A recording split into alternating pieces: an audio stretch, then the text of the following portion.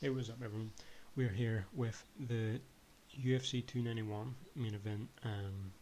Thoughts on how I think it's going to go. So the first fight of the main event, or the main card, sorry, is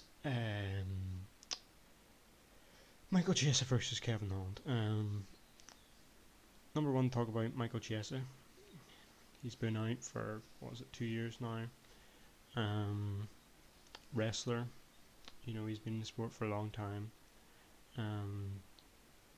Would say he's probably going to focus more on submissions, try and get a submission, finish it early with wrestling. I don't see why he would at all try and stay standing. He definitely won't. That's just a fact. Um, I mean, how he's going to do it with Kevin Holland's a bit different. Um, you seen with Sean Brady, he got controlled in the grappling, definitely in the first round. But you're not going to see a Kevin Holland that's going to dominate Michael Chiesa on the ground. I don't think you'll see that. Michael Chiesa, he comes in kind of light. He kind of goes round the octagon a bit, which is good if you're against Kevin Holland, because it gets Kevin Holland to pull a bit forward a wee bit more. Kevin Holland always has this thing where he maybe gives a leg. You seen in the Wonderboy Thompson fight, kind of raises his knee or something, and Michael Chiesa might use that as an opportunity to just bring him out, make him do that, make him do some, give him a signal, get used to the signal, come in with a takedown. As far as takedowns, Michael Chiesa is dominant whenever he gets you under the ground, obviously apart from the Sean Brady fight, but you look at Neil Magny fight, he won that by decision. I know that was a while ago now, but it's just the wee hints we got to take, and he took Neil Magny down and he did control him. The bit where I'm worried with Michael Chiesa is the scrambles. Your Kevin Holland scrambles. His fight with Hamzat, scramble. He scrambles with Wonderboy Thompson all the time in their fight. They come in at weird times. They're trying to time each other. Wonderboy comes in with a kick. He comes in with some. They end up stumbling over each other nearly. And you've seen a couple of times in that fight that even Kevin got the top, and then got off Wonderboy. But this year he's going to stay on top. But with the issue with Michael Chiesa is he comes in with a really low guard. He comes in clinch and he'll be low. He has his hands so low for no reason. Well, definitely I noticed it in some of his latest fights. I don't know what he'll change. I don't know if he'll change that Kevin Holland, because Kevin Holland likes to knee and he's going to want to watch the knees. But the issue with Kevin is he's that long that in the exit or anything like that in exchange, Kevin's just going to come around with an overhand or something and just clip him. Michael Chiesa, you haven't seen too much of a weak chin with Michael Chiesa. There's nothing that you're saying he's going to get knocked out easily. It's nothing like that. But he's older. Okay, well, I wouldn't say he's older. He's more experienced. He's been fighting a long time, and he needs to watch in these little exchanges, and especially whenever he comes in. He does like a 1-2, and he kind of does like a Wonder Boy thing where he kind of does like a 1-2, and he does it quite low. He doesn't have a guard up, he doesn't do it tight. He comes in, he bursts in. Then this is where he gets in the clinch, and then he'll scramble, and then he'll get you in the ground. And then there'll be a scramble there, and then he'll maybe get a submission. But with Kevin, it's nearly part of his game, some of it, because in every fight, from this first fight, Santos, he's scrambles. It's all scrambles. The hands, that fight was crazy. I mean, he lost that quick, but who have you seen that scrambled that much against Hamzat? But how I see Michael Chiesa doing it and trying to win, be patient, look for signals with Kevin. Then he does give signals. Although he's quick, he is very quick, and he'll come in, he'll 1-2, boom. And Michael Chiesa has a bad habit of, when he gets hurt or something, he'll try and attack and get it back, and he can't do that against Kevin. You just can't, because he hasn't been fighting a wee while. Kevin has. You're not used to the punches much, whether you're in sparring or not, and then You get punched and then he tries to get it back, and then there you go, Kevin's got another 5 punches lined up for himself on knees then, and it's just a set up to the end. But if he be patient, Chiesa be patient, and he kind of slowly goes into it, and then just times like everyone else does against Kevin. He's on the ground. Kevin's got a good guard. He'll try and be active in the guard. He'll probably try submissions. He'll definitely try elbows, and but Chess is better getting out of those guards, and he'll try and get side control mount. You know, he's good. He stays in half guard and mount. I'd say a lot. He doesn't really side control, but and he'll look for submissions.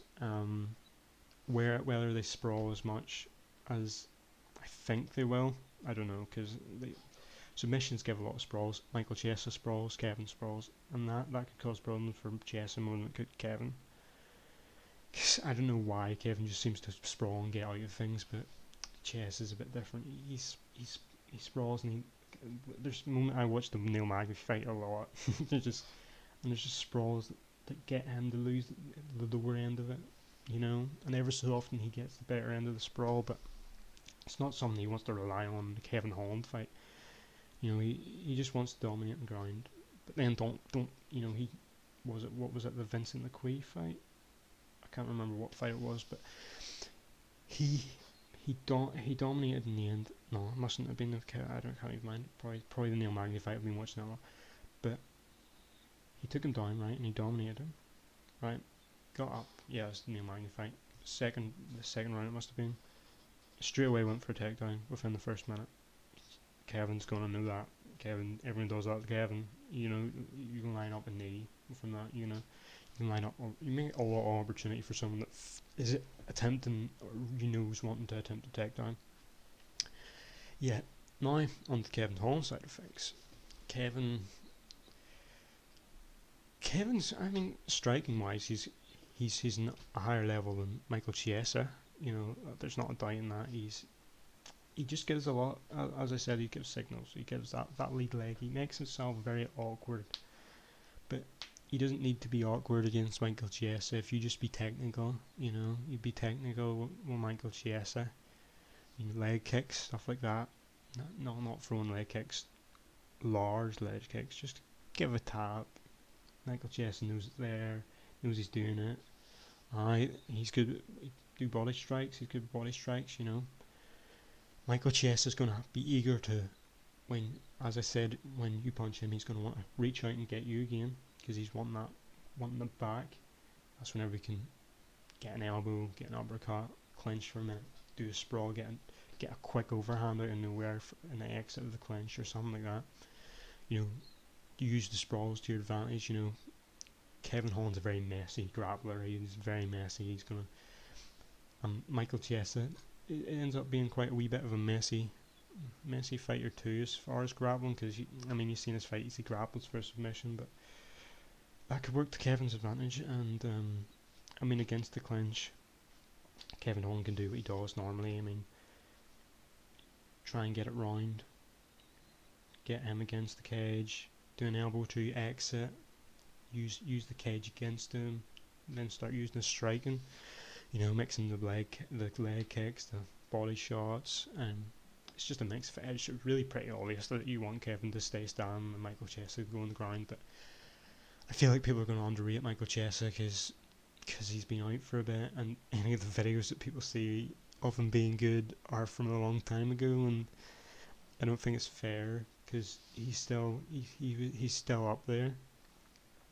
It's you know, anyone looks at that age and anyone looks at that time and they're going to think, yeah, this guy's just going to get knocked out. You know, this is what else do you expect? And, you know, it's like everyone gives the Robbie Lawler view.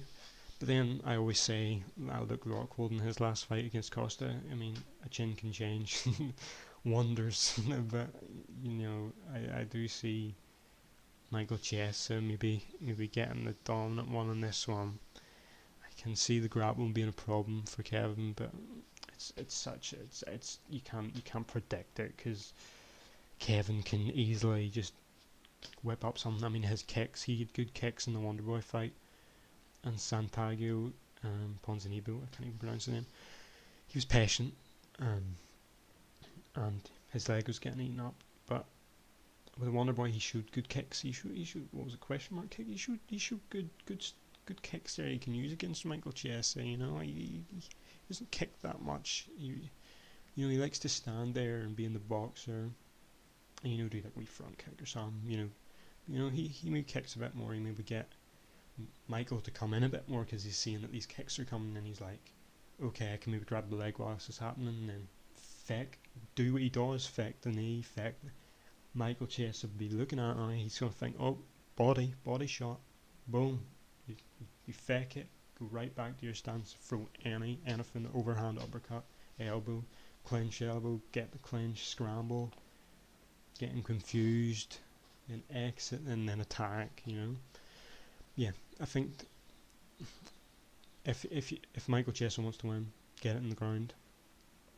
Kevin Holland wants to win, keep it down. I think that's pretty obvious. Moving on is the one I'm dreading. I'm pretty sure I'm going to get PTSD from watching this guy anymore. Tony Ferguson versus Bobby Green. Tony Ferguson versus Bobby Green. I know this is going to be crazy because Tony is beyond me. I don't know what he is. He is a fine specimen in the fact that one fight he can nearly catch Michael Chandler. Well, forget the part he got knocked out. I don't want to talk about that. But he fights him, right? And he gets a stun, and then he gets knocked out, blah blah blah. And then he moves to welterweight, fights Nate Diaz, and looks like he just aged by 50 years. I've no idea what his mindset was going in there. No idea what happened in there. I mean, the fight was... I don't know if it was the weird thing that him and Nate Diaz had, the weird respect. Tony kind of crumbled in it in a weird way. He kind of respected him too much. Or learned how hype this is, and learned that he was in the spotlight again. He was up there again, and I don't know, acted weird. And Tony obviously is mental. There's nothing to do with me because I'm not here to do personal stuff. I'm here to do what I think will happen. But yeah, it's kind of strange. His first striking, he just was slow. He was so slow. He wasn't free, zero elbows, which is he's known for.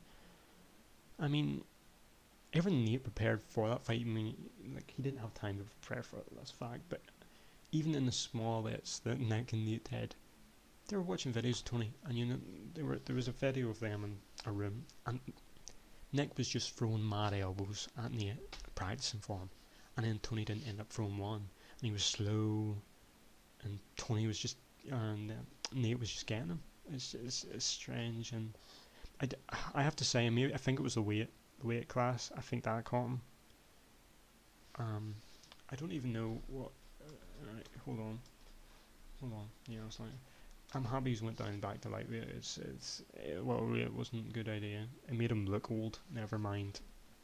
Whatever. But and then he tapped. He got put down. He got put in a choke, and he tapped. Right, but that's not going to happen for Bobby Green. It's weird. This depends what mindset he has coming in. I don't know. I can't say too much about Tony because we don't know what we're gonna get, and you can't look at his back. It's Justin Gaethje fights or his Michael Chandler fight, really, because it was a completely different person than what we seen the last time. And I know it can happen again where we see a completely different person, but it's a lot harder to come back from the person he was in his last fight. Really was. Bobby Green, on the other hand. Knocked out by Drew Dober in his last one. That was a bit of a brawl, and he got caught. He just doesn't have the chin that he thinks he has, I guess. This is why I think Tony could have a good opening here and a good rebound. Bobby Green keeps his hands down so much. Alright. Not surprised Drew Dober messed him up, alright? He knocked him out cold. But, he slips with his shoulders, great. But he just gets caught with stuff all the time. But just because of the way he moves, it kind of glances. But Tony's such a weird way of fighting. Even though he is the person he is now, he's still weird to fight. He's still going to be awkward. And if he gets back to the mindset he has before, he's definitely going to be extremely weird to fight. And Bobby is not going to do well. I don't think. I think that slip of the shoulders works so much. It works when in encounters. Yeah, great. Works in encounters. You want to slip like Ian Gary in his some of his fights where he steps back and then slips and then does a right hand or something. But not all the time. Get your hand up a little. And Tony's still. I think he's still got power. Beyond me, I don't know, but yeah, I think he still has power in there. He clipped Chandler in the second last fight, and Bobby needs to be careful. Just get your hand up. You need your hands up. And as far as leg kicks and all, Tony will get the legs a bit more than Bobby. Obviously Tony's the jiu-jitsu side of things, but I don't think I'm not sure if he maybe scrambled or something, but I'm not sure. I'm not too sure he'll focus on that. He might do an Amari roll and get him. We don't know. I'll be excited to see that one. I'm not going to stay too long on that because that's a really weird fight, and there's no way you can really predict or talk about that because that's either guy is just confusing. Next on is Stephen Wonderboy Thompson and Michael Pereira. Is that how you pronounce Michel Pereira? Is it Michel Pereira or Michael Pereira? Michael Pereira is we'll call Michael. Michael. I'll just call him Michael. He is coming off a win. He's coming off a win against Santiago. I think he's a 4-fight win streak or something. Hasn't finished a fight since Conley, which was the fight that's most famous for defeating the hype train. Made him lose all stamina. He has had one finish in those fights, which was via submission. And he did a disqualification because against Diego Sanchez. He lost that because of that. But yeah, he seems obviously more restrained. He seems more restrained, and he didn't want to be, whether that's a good thing for him or not, I don't know. But it seems it's made him a better developed fighter, I think, but he hasn't seemed to go for it a wee bit as much. He seems to be more patient. Was this Santiago? I can't even Santiago. Yeah, Santiago. Me pronouncing names is horrible, but Santiago. Why am I saying Santiago? What? Get this here. Is it Santiago? What is it? Get this out here. Michael Pereira, let me get this out here. Is it Ponzinibbio? What am I saying? Santiago Ponzinibbio, I meant. That's who he was fighting again. Okay, I was talking about Ponzinibbio. Santiago. Is it Santiago Ponzinibbio? That's maybe why. Ponzinibbio. Yeah, with his fight against him, he was patient and he clipped him a couple of times, I think. But he was patient. But he did get tired towards the end. There was nothing explosive, nothing crazy. There was nothing insanely big. There was a few things off the cage that he was doing. He wasn't doing a Superman flying wheel kick or something, but he was doing he was coming off the cage with a 1-2. He wasn't using his foot off the cage, but he was stepping from the cage into the center with a 1-2. Coming explosive like Wonderboy would himself. And he would come in like that, and would get Santiago a bit more. Oh, okay. And that you see those glimpses of explosiveness, but you don't use them as much, and it's a pity because he kind of suits it. But yeah, I understand his worry. I understand his worry a bit more. With what happened with Conley, he gassed out, and I'm still seeing it now. I'm still seeing him get tired. He does get a second wind a wee bit, but he gets tired. And I think when Wonderboy keeps that pace up, it might be a bit harder for him. But not only that, it's gonna be a bit harder for him to stay less active because he's how active Wonderboy is, and he's gonna want to do it. He's going to be more active now because he's going to see Wonderboy being and going to probably remind him of himself, and then he's going to try and do a few more things when Wonderboy tries a few Wonderboy tried to switch kick against Kevin Holland. Stuff like that might get him a bit more eager, but might get more tired, and that's the problem. Because when you start get tired, and then he does start to gas out a wee bit, then that's when Wonderboy puts the pace, starts going the body a lot more, doing weird kicks, quick kicks, getting you confused, and then you're blocking the body up. There you go. There's a head kick. You just ate that, and it depends how he starts out. Now he can clip Wonderboy anytime. He can clip him. He's got explosiveness. He's got flying knees. If he really wants, he sees opportunity. When Wonderboy comes in with 1-2s like he does, like Drake's scene in Robert Whittaker, Robert Whittaker comes in that 1-2, and he was about to come in and he got that jab in the face and dropped him. Could we see this again against Michael Pereira, where Stephen Wonderboy's coming in, Michael Pereira does something just as he's about to come in, and it catches him. With Kevin Holland, it was different. He could drop. He could get back. Pereira is such a big guy. If you get knocked, he is going to come down on you from the sky. Now, I haven't seen him whether he'll come down like he normally does with a cartwheel or whatever he wants to do. But he's going to be big if he knocks you, and you can't risk that with him. You can't, because he's going to really want to eat you up once that happens. Stephen Wonderboy Thompson, on the other hand, he looked good in Kevin Holland fight. He was getting caught with silly stuff though. He keeps his hand down, and leaves him open in weird exchanges where he's scrambling a wee bit with Kevin.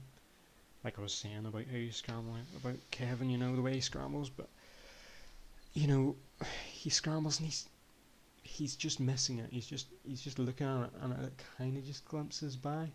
Sometimes it hits the nose or something. It's Pereira. He's a big dude. He's got KO power for days. I would, massive guy, and he just reaches that out a bit further. That's a good catch, and he's going to get caught. There was one punch that was this far away from Wonderboy Thompson, and if it had hit, I think it could have been a kick. I remember Wonderboy just looked at it, and it was right on his lip, and I'm just thinking, you can't do that. You can't always have that. And Wonderboy's the best striker about, but your timing only works for so long. And everyone gets off timing at some point. Now I'm not saying he's gonna go off the rails. I'm just saying he could have one wee mistake that costs him it, especially against the guy that was so explosive. And yeah, coming in is so weird for karate stances, because they're coming in, they are quick, but you kind of don't understand. You could land here when he comes in. And I always see with the kicks, there's opportunity for body kicks in Wonderboy, like front kicks, like stuff to keep him from going off balance too much. When he uses that lead leg and he flicks it up so easily, that's a front kick there. Doing stuff like that, get him off balance. That's little opportunities that happen because of how active Wonderboy is, because he's so active. You can use it a lot. You can use it a lot to yourself. Yeah, and as far as grappling, I mean, Michael Pereira could grapple, but I feel like he might gas himself out doing that. Yeah, and Wonderboy I don't see grappling too much. And he's such a big dude. Welterweight is so massive. Do not get it whatsoever, but he is so big, and it's I think that's a fight to look forward to. That is a fight to look forward to. That is a good fight. It's just going to be interesting how Wonderboy or how Pereira changes throughout the fight with how Wonderboy acts. That's what I'm looking forward to, because he kind of stays the same a little, but when Wonderboy, I think, is going to change. He's going to change. There's going to be something in that fight that's going to make him change a bit, and change the way he's fighting, even from the start of the fight. But yeah. And then on to the next one, which we are dealing with now, which is Jan Blachowicz versus Alex Pereira. We'll talk about Jan first. Jan, I think, will be doing this fight kind of like the Stylebender fight, grapple dominant, 100%. Jan's definitely the more He is technical. He is smart. He is smart. People are saying that Alex is going to knock him out. I'm not too sure about that. We can't judge Alex in his latest performance because it's a different weight class, and his chin, I don't know, has been taking a hard hit. But Jan, Jan's technical. He's great leg kicks. His legs are like stone. He is technical. He's a good striker. You've seen it against Stylebender fight, and that's the greatest representation of what this fight could be. The only difference is he's going to have a bit more openings. Stylebender was a bit hesitant. Alex is not going to be hesitant. He's going to come forward, try and hit you with hard shots. And his defense, Jan knows his defense. He drops his hands, and he's just witnessed him get KO'd with an open opportunity, and he's going to use it. He's going to see if he sees that again, because he's been practicing for that.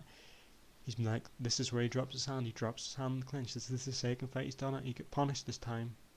If he doesn't do it again, he's going to get punished again.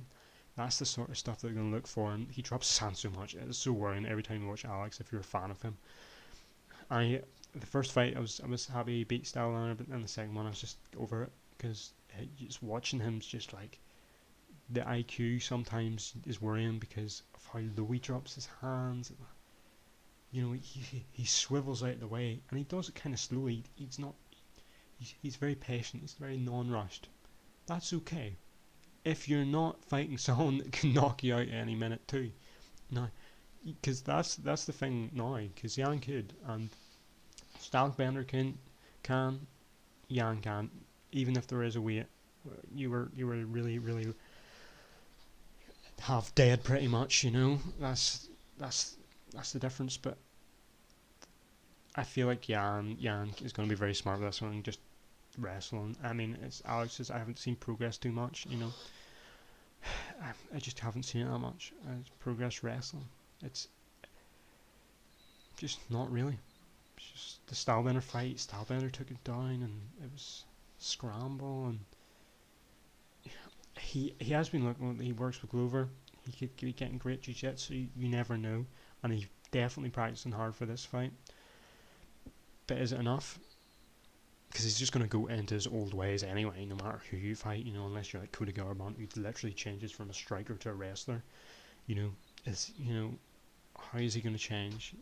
You know, he definitely needs his hands up so much more. It's so worrying watching him all the time. He just comes in and he's explosive and he jerks his whole body into one punch. Then he puts it back to where it started at, instead of putting it up here then. You know, have I ever even seen him put his hands up? I don't think I have ever have. I doubt it. I've maybe seen him do this, but I've never seen him do this. I know that much. And with Jan, you need to do that because, you know, any opening he's going to take that Polish power. Wink, wink, take the hint. You know, and Jan's leg kicks are going to be good. I mean, Alex could do Jan damage with the leg kicks and slow him down at least.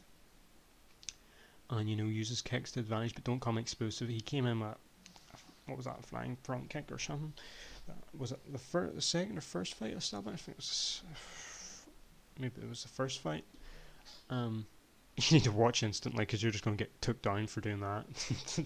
Don't do anything explosive at the start. Just calm things down. Jan starts to put on pressure, which I doubt he will, because you're gonna go forward anyway, Alex. But you just need to be so much more patient. It's different when you're against Stylebender and he's against the cage. Right? Yes, you can do something explosive and knock him out. Great. Stylebender is thinking about all your techniques and he's thinking how to work you out. Jan is thinking access to the head or access to the legs. What one are you going to give me? Thankfully, you give him both because you don't put your hands up. But your explosiveness is going to make him duck down. Alright, he's going to probably feint. He's smart like that. He'll feint to the top and he'll go down low. Get you, drag you down there. Get win for the rest of the round. You know, I can't give any good vibes in Alex Pereira's grappling. Alex Pereira, how I see he could win. I mean, patience. Hopefully his grappling's worked out. Just pure patience and doing Sean Strickland, you know, getting to effective things.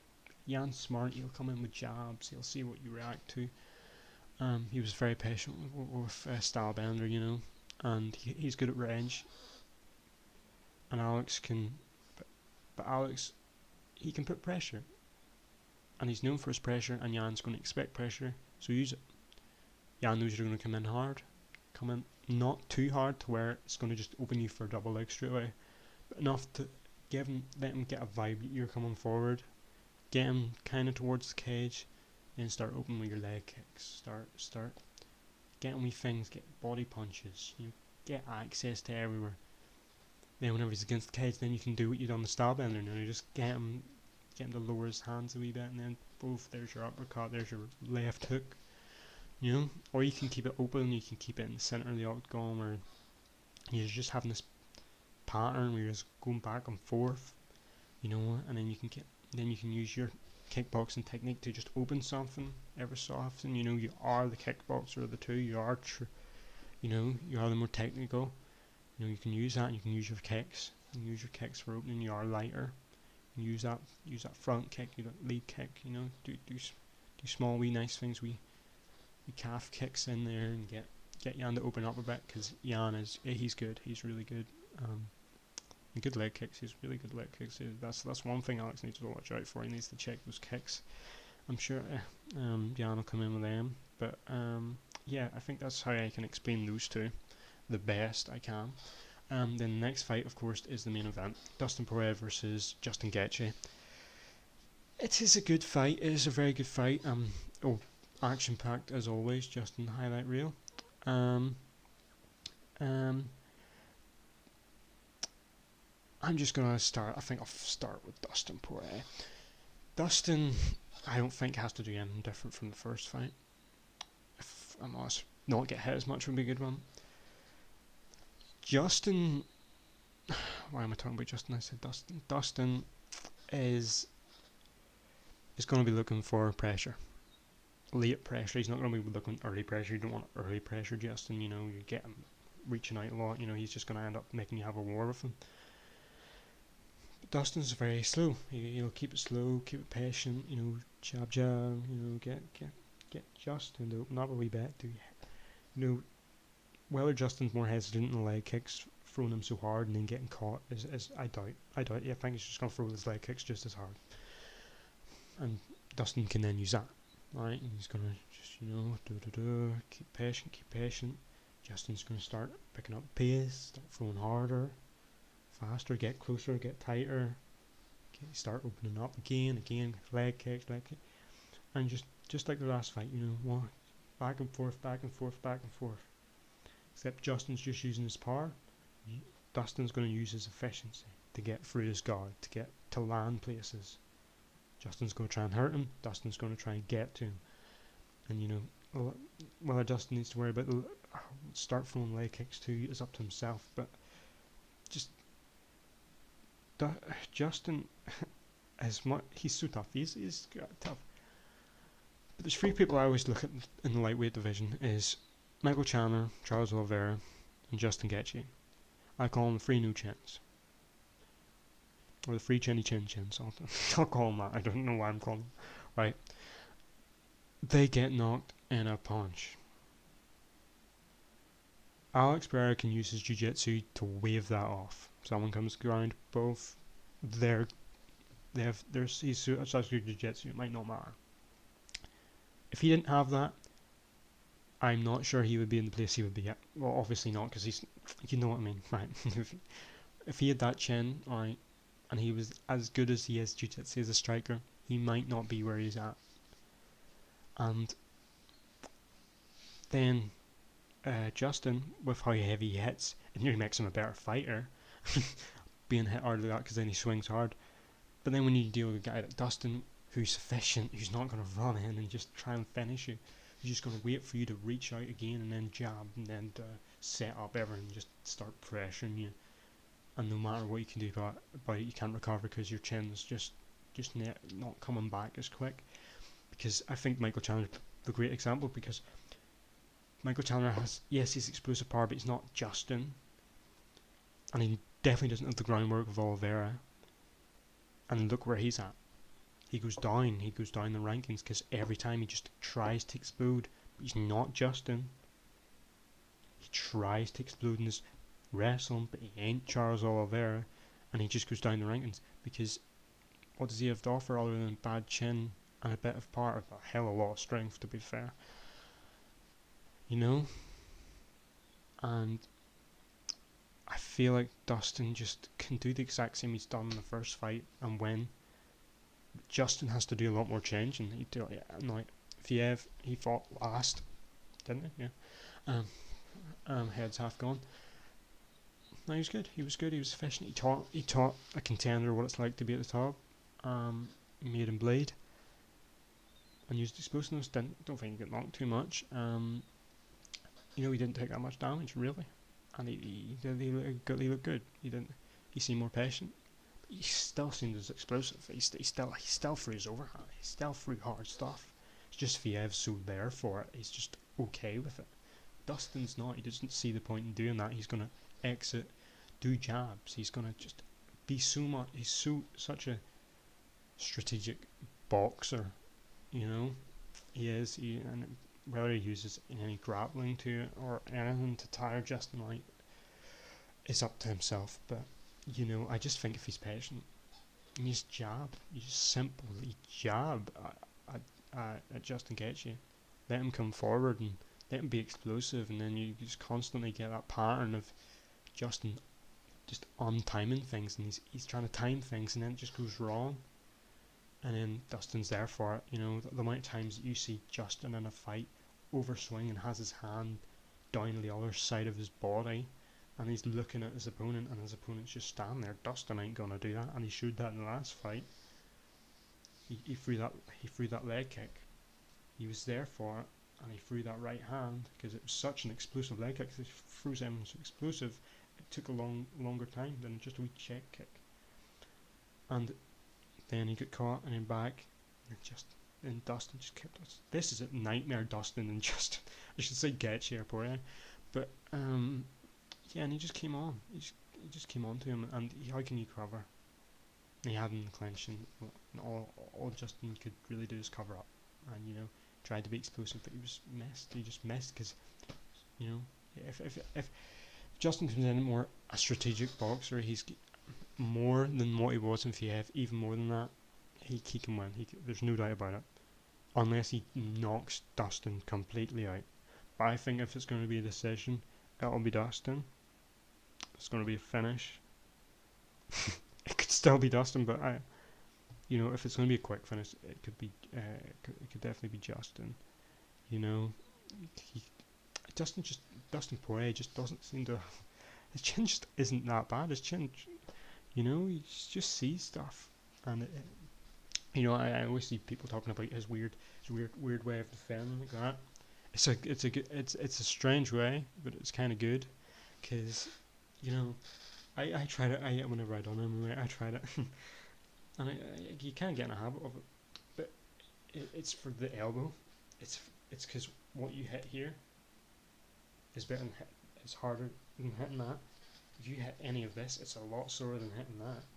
All right, the cost of missing, and you have such an opportunity there. So simple, Like if I cover my face here, what can you really hit other than this or down here? Now obviously an uppercut, but I'm excited for it. I'm excited to watch it and be like, this is like a great strategic fight to watch Dustin do. I'm not a fan of Dustin. I would say I'm more of a Justin guy than a Dustin guy.